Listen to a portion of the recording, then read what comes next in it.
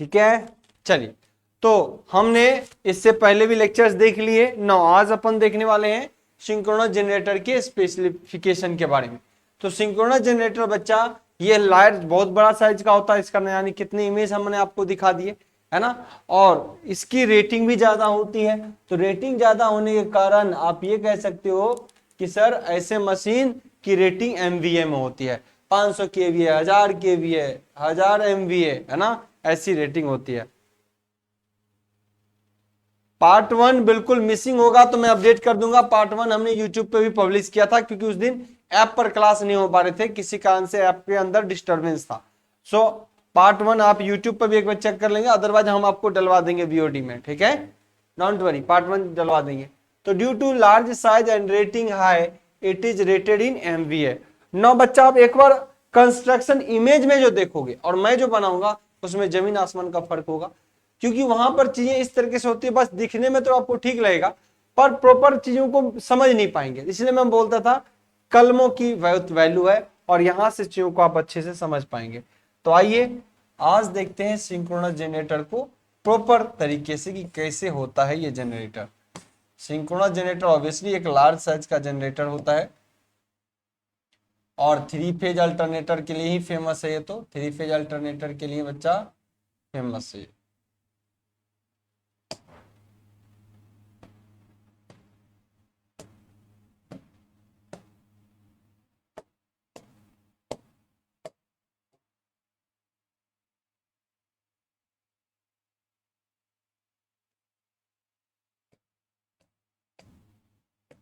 आइए, ऑब्वियसली ये मशीन एक 3 फेज का होता है। तो phase A, phase B, phase C, बहुत सारे कंडक्टर्स होंगे। इसमें कंडक्टर्स को आप देख सकते हैं।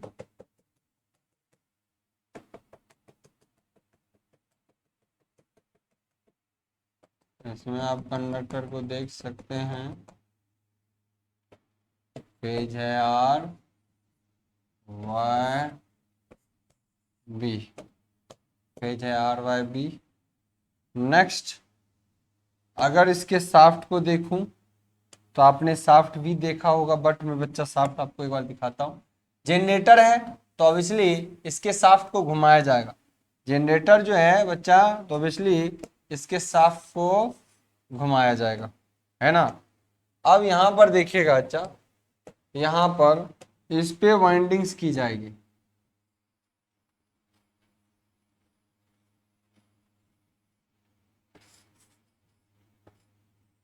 डीसी सप्लाई दिया जाता है यहाँ के फील्ड वाइंडिंग पे।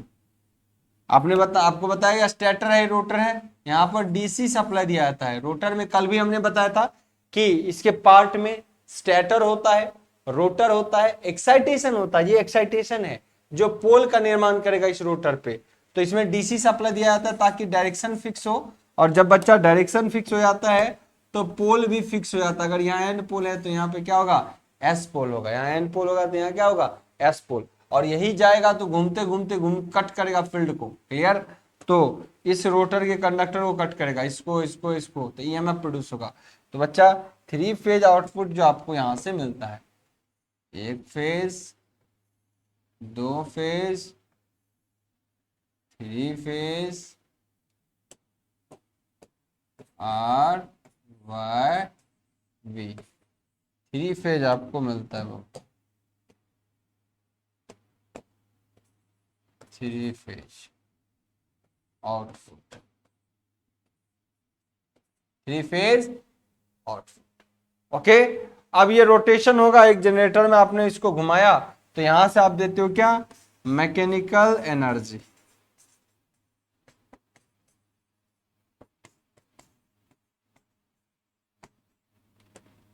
अब थोड़ी सी और चीजों को देखो बच्चा, ये जब पोल बनेगा ना, ये जब पोल बनेगा तो एन से एस ये कैसे पोल बनाएगा, ये देखो इनसाइड द कोर, ये कोर है उसके अंदर फील्ड बना, ये एन बना। अब ये सपोर्ट करेगा, यही कोर से आपका फ्लक्स फ्लो करेगा, इसी कोर से इसका फ्लक्स फ्लो करेगा ना। दूसरी स्थिति में एक और डाइवर्सन दिखाता हूं, दोनों साइड से चलेगा ना। तो यहाँ भी इसके लिए पाथ है, ये भी इसका पाथ। तो इस फ्लक्स ये जैसे घूमेगा, ये चूंकि आप इसको घुमाओगे तो इसको कट करेगा और इस पर 3 फेज आउटपुट आपको इस तरीके से मिलता है। इस पर बच्चा आपको 3 फेज आउटपुट मिलता है। और यही है डीसी। अब डीसी के रूप में आप चाहे तो अगर छोटा मशीन है, कम यूज के लिए अगर यूज करना है तो यहाँ बैटरी सप्लाई दे दो। अदरवाइज अगर सालों साल चलने हैं, बहुत लंबे समय तक ले जाना है, तो यहाँ पर इस रोटर के वाइंडिंग में आप डायरेक्ट, जैसे डीसी मशीन में कम्यूटेटर साइड से कनेक्ट होता है, वैसे ही यहाँ पर एक डीसी जनरेटर ही रख देते हैं कि भाई शाफ्ट तो घूमे करेगा, इस शाफ्ट तो घूमे करेगा, इसी का सप्लाई दे देंगे इस तार से, ताकि ये फील्ड पे देता रहेगा हमेशा। क्या करेगा? फील्ड हमेशा देता रहेगा। हरे कृष्णा जी, हरे कृष्णा। क्लियर? तो इस तरीके से बच्चा आपका होता है। अब आप लोग हिंदी मीडियम वाले बच्चे हो, यहाँ पे क्या है? हिंदी मीडियम। तो यहाँ पे एक बात मुझे और लिखना पड़ेगा, सिंक्रोनस जनरेटर, सिंक्रोनस जनरेटर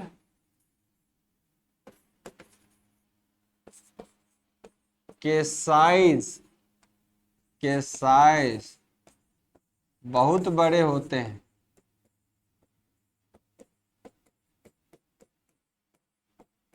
के साइज क्या होता है बच्चा? बहुत बड़े होते हैं। अतः तथा इसकी रेटिंग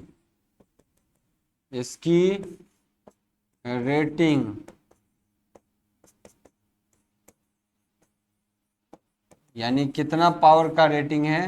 रेटिंग MVA में होती है, मेगा वोल्ट एम्पियर। MVA का मतलब क्या हो गया बच्चा? Mega volt ampere, mega volt ampere, mega volt ampere, mega volt ampere में होती है। यही एक्साइटेशन है ना। इसके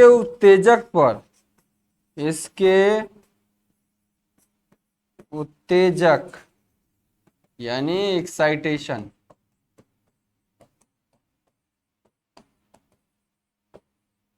पर हमेशा डीसी सप्लाई के रूप में या तो बैटरी अथवा एक डीसी जनरेटर ही जोड़ दिया जाता है। अगर बच्चा छोटा मशीन होगा तो आप बैटरी की सप्लाई भी दे सकते हो, लेकिन मशीन का साइज बड़ा होगा बच्चा, तो ऐसी और लंबे समय तक चलाना होगा, तो ऐसी स्थिति में आपको बच्चा क्या करना होगा? ऐसी स्थिति में बच्चा आपको वहां पर डीसी जनरेटर ही लगा देना होगा, ताकि परमानेंट काम हो, ताकि काम कैसा हो? परमानेंट हो। क्लियर? क्लियर? क्लियर बच्चा? यहां तक किसी को कोई समस्या है तो कमेंट करें, है ना। यहां तक किसी बच्चा को कोई समस्या है तो प्लीज कमेंट करें। किसी बच्चा को कोई समस्या तो कमेंट करें। ठीक है। अब आइए बच्चा, अब आइए चीजों को समझते हैं। अब बच्चा जब आपको पता है 3 फेज आपको जनरेशन लेना है, यहां पे रोटेशन देना है। एक बात और, इसी मैकेनिकल रोटेशन से ये जो रोटर, ये क्या है? शाफ्ट, इसी पे रोटर लगा हुआ है। तो यहां पर बच्चा इसी को बोलते हैं प्राइम मूवर। Prime mover. अब प्राइम मूवर क्या है? जो इस शाफ्ट को पकड़ के घुमाएगा, जो इस शाफ्ट को पकड़ के बच्चा घुमाएगा, उसी को बोलेंगे प्राइम मूवर। प्राइम मूवर के मदद से ही रोटर को घुमाया जाता है। अब प्राइम मूवर ही एक अपने आप में बच्चों के लिए कंफ्यूजन रहता है कि प्राइम मूवर क्या होता है। तो बच्चा हमेशा ध्यान रखिएगा, प्राइम मूवर उसको बोलते हैं जो रोटर को घुमाता है। अब प्राइम मूवर के रूप में आप चाहे तो डीजल इंजन की सहायता से घुमा लीजिए, यानी एक डीजल इंजन घुमाइए, उसका शाफ्ट घूमेगा, उसके साथ इस अल्टरनेटर को लॉक कर दीजिए तो इसका भी शाफ्ट घूमेगा। तो प्राइम मूवर उसको कहते हैं जो इसके रोटर के शाफ्ट को क्या करेगा, घुमाएगा। या फिर आपने देखा होगा नेशनल थर्मल पावर प्लांट, आपने देखा होगा हाइड्रो पावर प्लांट, तो बच्चा इनके सहायता से भी ये लोग क्या, ये सब क्या करते हैं, इतनी जो पूरी इंडस्ट्री खड़ी कर रखी है बस किसी एक चीजों को घुमाने के लिए। थर्मल पावर प्लांट में बहुत तेजी पावर के स्ट्रीम डेवलप करते हैं, ताकि इसके साथ एक हम क्या करेंगे, टरबाइन का इस्तेमाल कर देंगे और उस ब्लेड पर इतना पंखियों पर अटैक मारेंगे उस स्ट्रीम से कि ये घूमने लगेगा, और घूमेगा तो हमको जनरेटर का काम देगा। हाइड्रो पावर प्लांट में इसके टरबाइंस पे, ब्लेड्स पे कुछ इस तरीके से अटैक किया जाता है, आपने पढ़ा होगा फ्रांसिस टरबाइन, केपलन टरबाइन, इसके साथ अटैच किया जाता है, जिसपे इतना तेजी से पानी का अटैक होता है कि ये घूमना शुरू कर देता है। तो प्राइम मूवर किसी भी तरीके से आप ले सकते हो जो मैकेनिकल एनर्जी को इस शाफ्ट से अटैच कर रहा होगा। जैसे कि तो प्राइम मूवर कौन कौन से हो सकते हैं, डीजल इंजन हो सकता है जो इसको घुमाएगा, और क्या हो सकते हैं, थर्मल पावर प्लांट के हो सकते हैं टरबाइंस, आपके हाइड्रो पावर प्लांट के टरबाइंस हो सकते हैं, वो सब इसका प्राइम मूवर होगा जो घुमाएगा। क्लियर बच्चा? तो मैं इसके बारे में भी 2 लाइन लिख देता हूं, इस मशीन में प्राइम मूवर क्या होता है।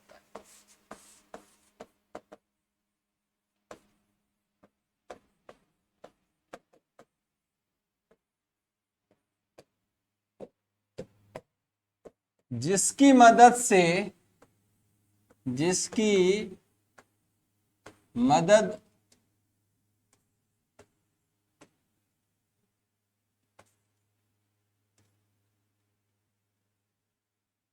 या हेल्प से, अब मदद का तो हेल्प है, मदद का स्पेलिंग ही कंफ्यूजन है, कैसा होगा मदद,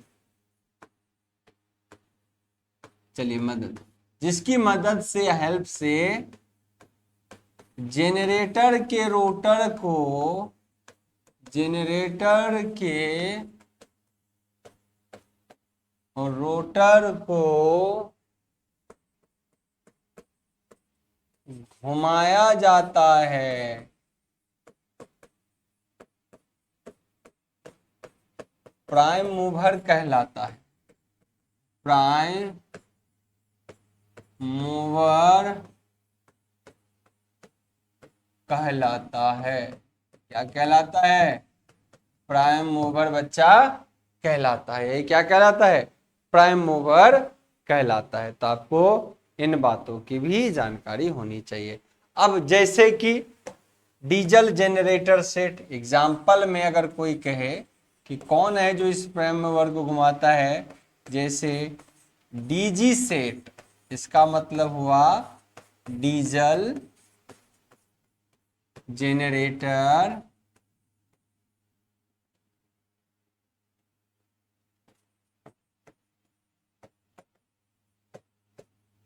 सेट। आप देखोगे इंडियन रेलवे के अंदर डीजी सेट लास्ट बोगी में लगा रहता है, मतलब डीजल जनरेटर भी एक ऑप्शनल होता है जो एसी के अंदर सप्लाई दे सकता है। बोगियों में अलग से सप्लाई के लिए हम रखते हैं डीजी सेट, डीजल इंजन के थ्रू जनरेटर को चलाने वाला है ना। डीजी सेट हो सकता है बच्चा आपका एनटीपीसी के द्वारा, है ना, स्टीम टरबाइन होता बच्चा। क्या होता है? स्टीम टरबाइंस, वो भी घुमाता है। हाइड्रो पावर प्लांट के अंदर क्या होता है बच्चा? हाइड्रो पावर प्लांट के अंदर क्या होता है? वहां भी क्या होते हैं? टरबाइंस, जैसे कि केपलन टरबाइंस, है ना, फ्रांसिस टरबाइंस। तो टरबाइंस वहां भी होते हैं जो घुमाए जाते हैं। एग्जाम्पल के तौर पे Kaplan, Kepler turbines, Kepler turbines, Francis turbines, turbines et cetera. ये कुछ ऐसे टरबाइन है जो उसको घुमाता है। क्लियर बच्चा? आइए, कल जिक्र हुआ था इस चीजों के, तो यहां पर अपन इसको अटैच करते हैं, ठीक है। नौ, अब यहां पर बच्चा और क्या देखना है, एक्साइटेशन हो गया। एक्साइटेशन से हमेशा कैसे पोल का निर्माण होता है, हमेशा एक्साइटेशन से फिक्स्ड पोल का निर्माण होता है। यहां डीसी एक्साइटेशन देने से बच्चा फिक्स पोल, मतलब हमेशा हमको यहां चाहिए एन पोल और यहां एस पोल। अगर एसी दे देंगे तो कभी यहाँ एन बनेगा, कभी एस बनेगा, यहाँ एन, क्योंकि धारा लगातार चेंज होता रहेगा, तो इसलिए ऐसा होता है। तो कभी करंट इधर से कभी इधर से जाने के कारण पोल भी चेंज होता है। तो डीसी सप्लाई देने से फिक्स पोल का निर्माण होता है, इसीलिए डीसी ही देते हैं, एसी नहीं देते। तो आइए बच्चा, एक बार यहाँ पे मैं और लिख दूं आप लोगों को डीसी एक्साइटेशन के बाद से। कल कराया था इसके बारे में, कल थोड़ी सी चर्चा इस पे हुई थी। अवलोकन कुछ ऐसा बोलते हैं हिंदी में इसको, इसको हिंदी में अवलोकन बोलते हैं या उत्तेजक बोलते हैं, है ना। एक्साइटेशन को उत्तेजक भी बोलते हैं। यह हमेशा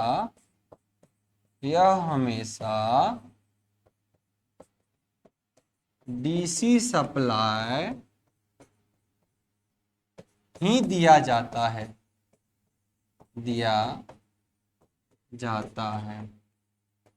क्योंकि इसके मदद से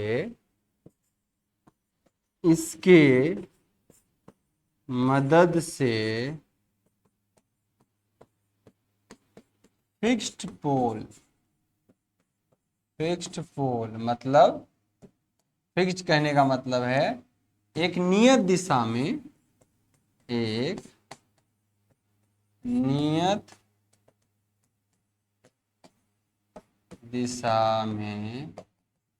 पोल का निर्माण एन तथा एस पोल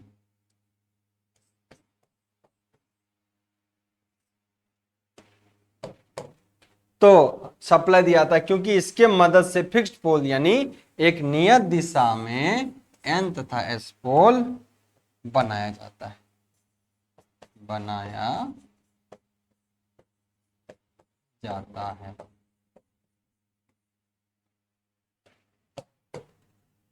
बड़े जनरेटर में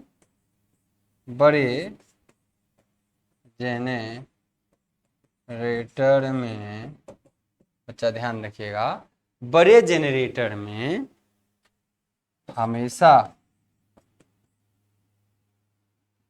अब बड़े जनरेटर में बहुत बच्चा दिमाग में रखिएगा, जैसे एनटीपीसी में जो लगा रहता है, या फिर हाइड्रो पावर प्लांट में जो लगा होगा, या फिर न्यूक्लियर पावर प्लांट के अंदर जो बच्चा लगा होगा, इनको बोलेंगे बड़े जनरेटर में खासकर।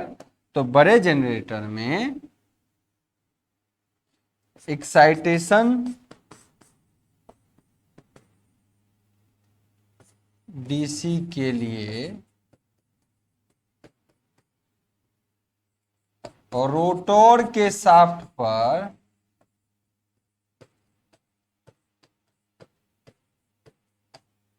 एक डीसी जनरेटर ही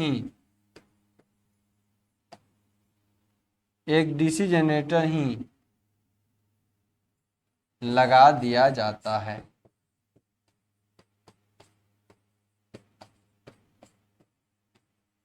ताकि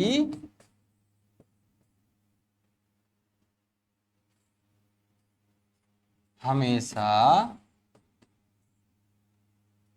रोटर फील्ड को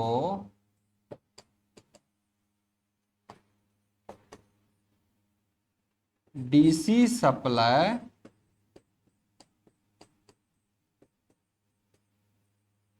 मिलता रहे, ताकि हमेशा क्या मिलता रहे, उसको डीसी सप्लाई मिलता रहे।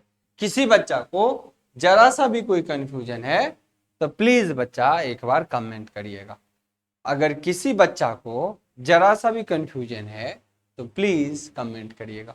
अब कुछ बच्चे मुझे ये भी बताएंगे कि क्या आप लोगों को पीपीटी के तरीके से समझ में आता है जो पीपीटी में बना देता हूं, क्या आप लोग वही चाहते हो या फिर इस तरीके से मेरे द्वारा लिखे हुए कलमों से पढ़ना चाहते हैं? तो एक बार बच्चा आप लोग कमेंट करेंगे। जब मैं कलमों से लिखूंगा, एक एक चीज समझाऊंगा तो थोड़ा वक्त लगेगा, लेकिन पीपीटी के मदद से वक्त नहीं लगता, फटाक फटाक फटाक फटाक हो जाता है।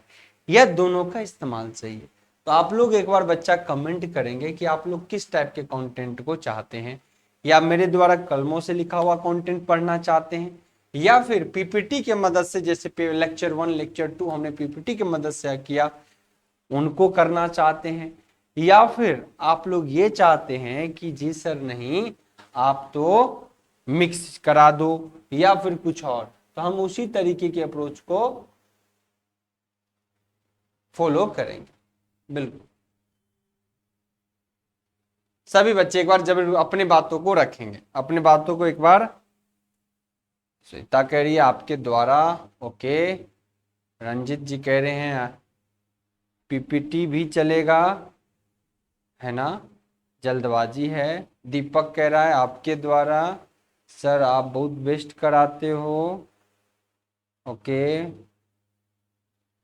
दोनों, बिल्कुल हम भी यही चाहते हैं कि मैं जो करा रहा हूं बच्चा ये तो आपको समझ में आएगी, पर मैं अपने इस्तेमाल से मैक्सिमम चीजों को यहां पे कवर करूंगा, और जो लैंग्वेज वाला चीज है जिसको लिखना पड़ता है उनको क्या करेंगे, पीपीटी के मदद से हेल्प ले लेंगे।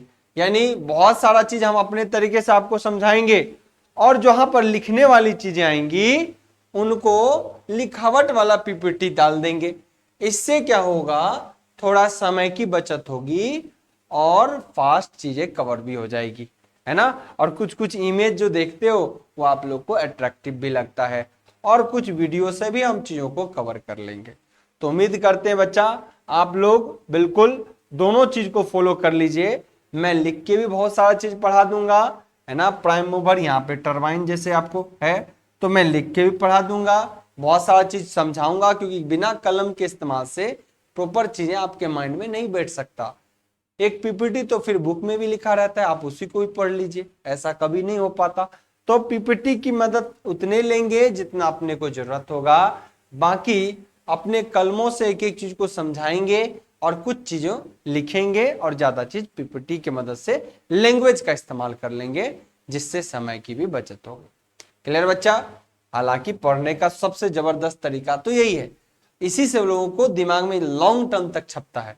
पीपीटी तो आज पढ़िए कल भूल जाइएगा, इसकी गारंटी है। इसीलिए हम चाहते हैं जो लंबे समय तक आपके दिमाग में रहे उन चीजों को हमेशा अपन फोकस करेंगे। पीपीटी की मदद से हम कुछ ज्यादा एडिशनल पॉइंट्स को भी कलेक्ट कर लेंगे, क्योंकि लिखने में हर चीज ध्यान में भी नहीं रहता हो सकता है। दूसरी बात, हर चीजों को लिखना भी संभव नहीं होता, उससे सेशन बड़ा भी हो जाता है। तो ऐसी स्थिति में हम इन्हीं बातों पर ध्यान रखेंगे। क्लियर? तो चलिए बच्चा, आई होप सो चीजें क्लियर होंगी। अब हम ना इसके अंदर क्या करेंगे बच्चा, हर पॉइंट्स को आपको पहले मैं मेंशन कर देता हूं, फिर इसके अंदर बच्चा आपको जो मैं समझाऊंगा वो समझाऊंगा इसके खासकर वर्किंग, ये काम कैसे करता है। ठीक है, ये तो चलता है, लेकिन इसके काम कैसे करता है इनके बारे में आपको समझाऊंगा। फिर इसके रोटर के अलग अलग टाइप्स भी बताएंगे, है ना, रोटर का अलग अलग टाइप्स भी होता है बच्चा, उन पे भी चर्चा होगी। यहां पर है स्टैटर, तो स्टैटर की भी चर्चा होगी। स्टैटर पर बच्चा ये देखो दो तरीके के स्टैटर पे वाइंडिंग होती है। एक होता है कंसंट्रेटेड पुल, जहां पर एक ही कुछ ही स्लॉट्स में सारे कंडक्टर्स को भर दिए जाते हैं। दूसरा होता है डिस्ट्रीब्यूटेड वाइंडिंग, पूरे स्लॉट्स यहां भी हर जगह कर दिए जाते हैं और सब में कंडक्टर भरा जाता है। तो रोटर के स्टैटर, इसके सिंक्रोनस जनरेटर के स्टैटर के अंदर बच्चा आप दो तरीके से वाइंडिंग करते हो। एक कहलाता है कंसंट्रेटेड वाइंडिंग, जहां पे किसी खास स्लॉट में लगभग सभी कंडक्टर को रख दिया जाता है, इसको बोलते हैं कंसंट्रेटेड। अगर पूरे सिस्टम के अंदर क्या करोगे, आप स्लॉट्स डाल दोगे, तो ऐसी स्थिति में बच्चा पूरे सिस्टम के अंदर अगर आप स्लॉट्स डालोगे तो छोटे छोटे कम कम कंडक्टर आएगा, तो उसको बोल देंगे डिस्ट्रीब्यूटेड वाइंडिंग। क्या बोलते हैं उसी को? डिस्ट्रीब्यूटेड वाइंडिंग, इसी को बोलते हैं डिस्ट्रीब्यूटेड वाइंडिंग। तो ये भी एक बात हो गई, ठीक है। अब इसके वर्किंग को भी पढ़ेंगे, पहले कंस्ट्रक्शनल पार्ट। तो स्टार्टर यहां पर भी बना होगा, स्टार्टर के अंदर यूज करेंगे सिलिकॉन स्टील, यहां पर भी इस्तेमाल करेंगे। क्या करेंगे बच्चा? Silicon steel. उसके बाद आप 3 फेज सिस्टम के अंदर एक एक चीजों की चर्चा कर सकते हो। तो ये एक बेसिक जानकारी थी। अब बच्चा यहां पर आइए, थोड़ी सी और चीजों को समझिएगा। ये जो है पोल, ये अलग अलग तरीके के पोल निर्माण करते हैं। एक सिंक्रोनस मशीन के अंदर रोटर जो बच्चा होता है, वो रोटर मेनली हम कभी सिलेंड्रिकल इस्तेमाल करते हैं और कभी एक लेंथ वाला, उसमें ज्यादा पोल एडजस्ट होता है तो उसकी भी यूज करते हैं। तो अलग अलग मशीन में अलग अलग यूज होता है। जहां बहुत ज्यादा गति चाहिए होता है वहां सिलेंड्रिकल रोटर होता है, जहां गति कम होता है जैसे हाइड्रो टरबाइन में गति कम होता है तो प्रोजेक्टेड पोल टाइप का रोटर का इस्तेमाल करते हैं। ठीक है, अब कुछ और बातों की बेसिक चर्चा करते हैं। बच्चा जब आप सिंक्रोनस मशीन कहते हो, पहले आज इसी की डिटेल हो जाए। सिंक्रोनस अगर जनरेटर की बात करते हो, सिंक्रोनस जनरेटर की अगर बात करते हो तो इसमें खास बात क्या है? खास बात सिंक्रोनाइज, इसमें सबसे बड़ी चीज होती है सिंक्रोनस मतलब सिंक्रोनाइजेशन, मतलब सिंक्रोनाइजेशन। सिंक्रोनाइजेशन का मतलब होता है एक समान गति से चलने वाला, एक समान गति से चलने वाला। क्या? एक समान गति से चलने वाला। अब एक समान गति से इस मशीन में क्या चल रहा है? एक समान गति से इस मशीन में क्या चल रहा है? आप तो रोटर को घुमाते हो, आप क्या करते हो? रोटर को घुमाते हो। तो जब आप बच्चा रोटर को घुमाओगे तो आपका एक मैकेनिकल गति हो जाएगी। मान लो 1500 आरपीएम से आपने घुमाया, क्या घुमाया? 1500 आरपीएम से। तो इसकी गति, रोटर की गति हमेशा कितनी हो जाएगी? 1500 आरपीएम। मान लो आपने क्या किया, इसको घुमाया, ये है रोटर, है ना, एनआर। तो रोटर को आप जो घुमा रहे हो, जैसे जैसे आपके शाफ्ट को घुमाओगे इसका मतलब रोटर भी उसी गति से घूमेगा। तो बच्चा रोटर की जो गति होती है वो टरबाइन जितना घुमाएगा उसी की गति होती है। लेकिन अब कहोगे अब दूसरा कहाँ गति है? एक समान गति के लिए दो से ज्यादा बंदा होना चाहिए तभी नहीं कहेंगे समान। तो भाई एक ही बात है, तो इसका काहेगा समान, जितना गति उतना गति। लेकिन एक समान गति का मतलब होता है कि ये तो एक रोटर की गति तो हुई जो घूमने वाला फिजिकल है, लेकिन कुछ ऐसा भी चीज है जो घूम रहा है पर आपको दिख नहीं रहा, उसको बोलते हैं हम आरएमएफ। क्या बोलते हैं? Rotating magnetic field. अब वो कहां पर है जनरेटर के अंदर? तो बच्चा जब ये आप इसको घुमाओगे और पोल घूमेगा, जब ये कंप्लीट पैकेज घूमेगा तो ये फील्ड लगातार इसको कट करेगा, इसको कट करेगा, इसको कट करेगा, इसको लगातार कट करेगा। तो जैसे ही इसको कट करेगा तो इस कंडक्टर पे आपको डेवलप क्या होता है? इस तीनों वाइंडिंग पे यहाँ पे डेवलप हो जाएगा ईएमएफ। क्या हो जाएगा बच्चा? ईएमएफ। क्या उत्पन्न होता है? वोल्टेज। ध्यान से समझिए, जैसे ही आपका वोल्टेज उत्पन्न हो जाता है और इस पे आपने क्या किया, कोई लोड लगा दिया। यहाँ पे क्या बच्चा आपने किया? कोई लोड लगा दिया। तो जैसे ही लोड लगाओगे बच्चा, अब ये पूरे वाइंडिंग में, अभी तक जब ये लोड नहीं लगाए तो ये इसको लगातार घूम घूम के काट रहा था तो वोल्टेज उत्पन्न होता है। ओपन सर्किट, और इसके सब वायर ओपन है तो ओपन सर्किट में सिर्फ किसी कंडक्टर पे वोल्टेज उत्पन्न होता है। मान लो ये एक तार है, ये कंप्लीट तार, इस पे मैं फील्ड को लगातार ऐसे ऐसे कट करता हूँ, एक चुंबक लेकर ऊपर नीचे करूँ तो इसको जो कट करेगा वो चुंबक मैग्नेटिक फील्ड, तो उससे क्या होगा? इस तार में वोल्टेज उत्पन्न होगा, यानी इस टर्मिनल के क्रॉस पोटेंशियल मिलेगा आपको। लेकिन धारा फ्लो नहीं करेगा। धारा तभी फ्लो करेगा जब इस छोर के बीच को बल्ब लगा दो या कोई शॉर्ट वायर कर दो, तब धारा फ्लो होगा। तो यहाँ पे जैसे आप लोड लगाओगे तो इस पूरे परिपथ का जो धारा है, अब इसमें करंट सर्कुलेशन होने लगेगा, धारा घूमने लगेगा। जब एक बैलेंस वाइंडिंग में, 3 फेज का जब एक बैलेंस वाइंडिंग में जब बच्चा धारा फैलने लगता है तो इस स्थिति में ये भी एक घूमता हुआ फील्ड प्रोड्यूस करता है जिसका नाम है आरएमएफ। फर्स्ट लेक्चर में हमने इसकी चर्चा किया था, जिसका नाम क्या बच्चा? आरएमएफ। अब ये आरएमएफ भी क्या करता है? घूमता है। तो ये भी हमेशा उसी के साथ जिस गति में घूमता है, ये क्या है, एक फ्लक्स की गति। फ्लक्स की गति जो आप देख तो नहीं रहे हो बच्चा, जो आप क्या करते हो, देखते तो नहीं हो पर होता है, ये एक फील्ड की गति होती है, जबकि रोटर एक फिजिकल गति होती है। तो सिंक्रोनस का मतलब एक सिंक्रोनाइजिंग हुआ, दोनों एक समान गति से चलने वाला।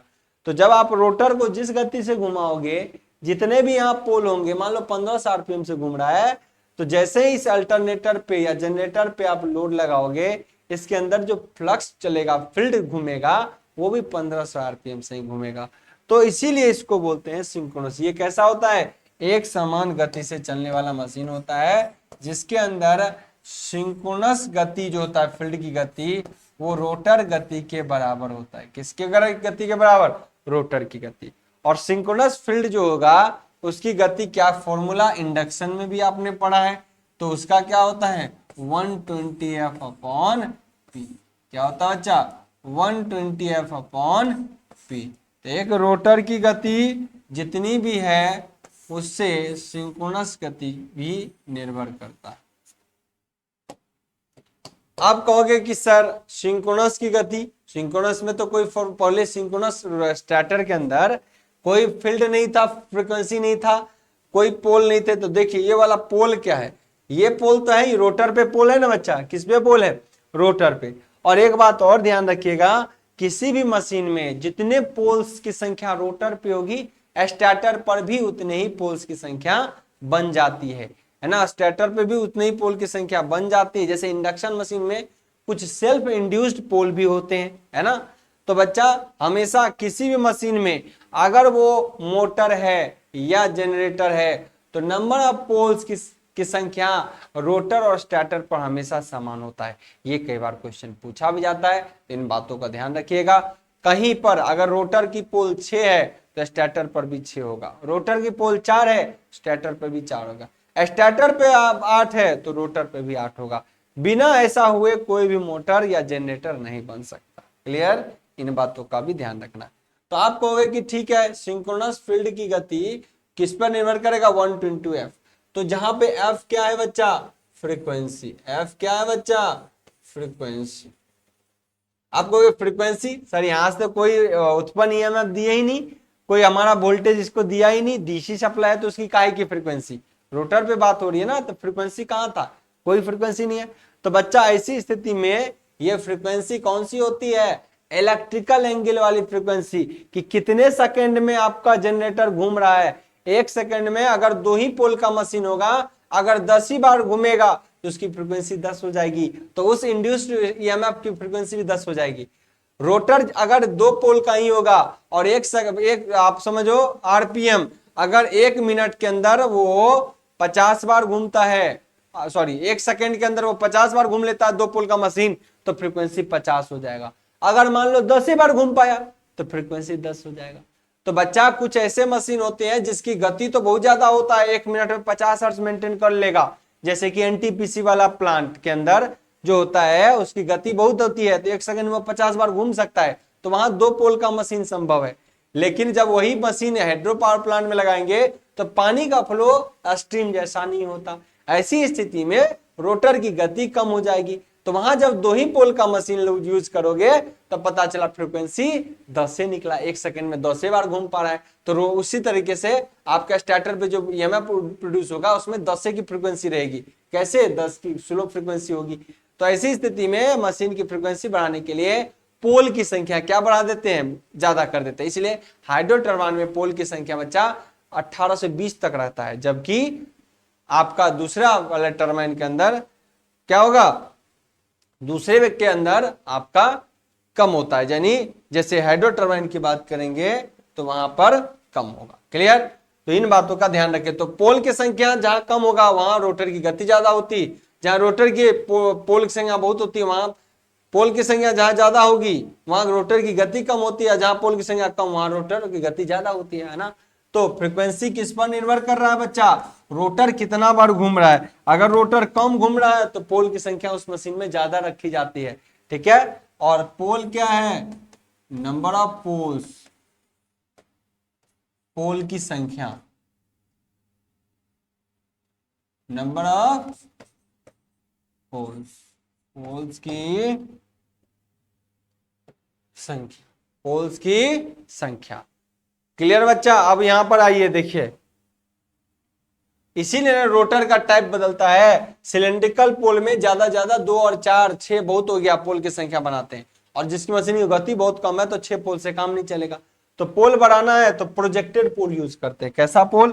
प्रोजेक्टेड। थोड़ा एक हाईलाइट दे देता हूं, ये इस टाइप का पोल यूज करते हैं बच्चा, ऐसा ऐसा ऐसा ऐसा ऐसा, है ना? देखो पोल की संख्या कितनी होगी, तो डायमीटर और बढ़ता चला जाता है, तब पोल ज्यादा ज्यादा एडजस्ट होता है। ठीक है ना?